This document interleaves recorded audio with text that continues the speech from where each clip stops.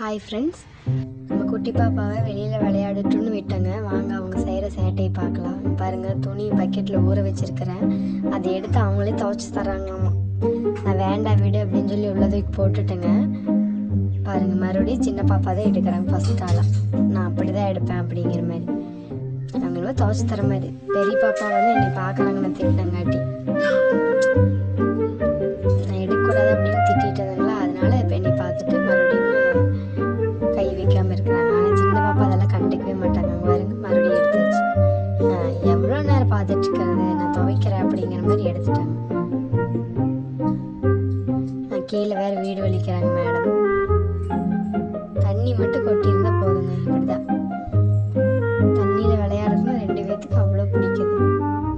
பார்த்தீங்களா, நான் சொன்ன மாதிரி எடுத்துட்டேன் அப்படின்னு காமிக்கிறாங்க. அவங்க துவைக்கிறாங்க. உடனே துவைக்கிறவங்க போட்டது துவைக்கிறாங்க அக்கா. அதனால ஒவ்வொன்றும் எடுத்து போட்டுக்கிறாங்க. ஆளுக்கு ஒரு துணி எடுத்தாச்சு. அவங்களுக்கு சொட்டர் கொடுத்துட்டாங்க, இவங்களுக்கு இந்த துணி எடுத்துட்டு நீ துவைப்பாங்க 2 பேரும். பெரிய பாப்பா கூப்பிட்டாங்க. அம்மா இப்படிதான் சேட்டை பண்ணிகிட்டே இருந்தால் என்னதான் பண்ணுறதுங்க.